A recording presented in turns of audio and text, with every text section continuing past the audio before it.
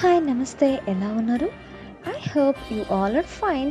ఈరోజు mutton curry pot స్టైల్లో చేసుకోబోతున్నాం. అది పక్కా ఓల్డ్ స్టైల్ వంట. కుండలో చేసుకోబోతున్నాం. ముందుగా కుండ తీసుకొని అందులో 6 నుంచి 7 టేబుల్ స్పూన్ల పాటు ఆయిల్ వేసేసుకుందాం. ఆయిల్ వేసేసుకున్న తర్వాత మసాలా కాగినాక 2 ఇలాచీ, 2 దాల్చిన చెక్క, ఒక 5 నుంచి 6 లవంగాలు. కేవలం ఇంతే అండి. Garam masala simple and easy recipe. ఇప్పుడు కాస్తంత పుదీనా తరుగు, కాస్తంత కొత్తిమీర తరుగు వేసుకొని అది మాడక ముందే మనం ఆనియన్ పేస్ట్ యాడ్ చేసుకుందాం. ఆనియన్ పేస్ట్ ఏం లేదండి, ఒక 2 పెద్ద సైజ్ ఆనియన్స్ మిక్సీలో పట్టేసుకున్న పేస్ట్ అంతే. చూసారా, చక్కగా పచ్చి వాసన మొత్తం పోయేలా కాస్తంత వేయించుకుందాం. చక్కగా వేయించుకొని కలర్ చేంజ్ అయ్యేదాకా వేయించండి. ఖచ్చితంగా వేయించాల్సిందే. చూసారా, కలర్ మొత్తం చేంజ్ అయిన తర్వాత అల్లం వెల్లుల్లి పేస్ట్ మనం యాడ్ చేసుకోబోతున్నాం.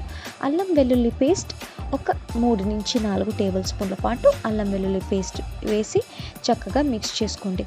ఇప్పుడు సరిపడ సాల్ట్ యాడ్ చేస్తున్నాను. మొత్తం మటన్ కర్రీకి సరిపడ salt 1 table spoon of salt వేసి చక్కగా మిక్స్ చేసుకొని ఇప్పుడు ముందుగా కడిగి పెట్టి ఉంచుకున్న మటన్ మటన్ని అరకిలో చిన్న చిన్న ముక్కలుగా కట్ చేసి వేసుకోండి, లేదా ఇలా పెద్ద పెద్ద ముక్కలు అయితే నోటికి కమ్మగా తగులుతాయి.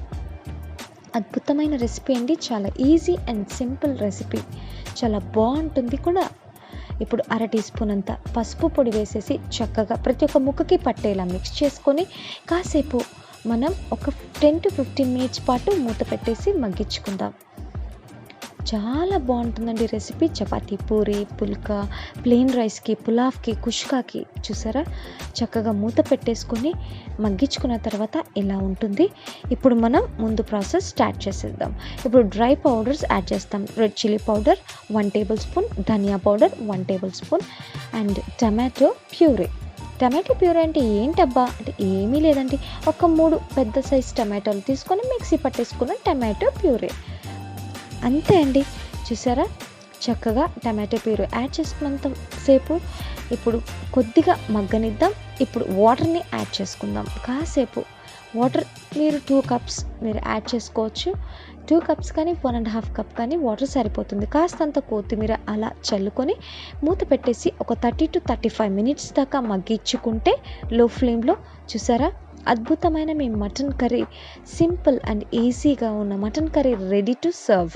అంతే అండి, చాలా అద్భుతమైన రెసిపీ, ఎంతో యమ్మీ అండ్ టేస్టీ డెలిషియస్ రెసిపీ. మీకు కూడా నచ్చినట్టయితే లైఫ్స్ కిచెన్ని సబ్స్క్రైబ్ చేయండి, లైక్ చేయండి, కమెంట్ చేయండి అండ్ షేర్ చేయండి.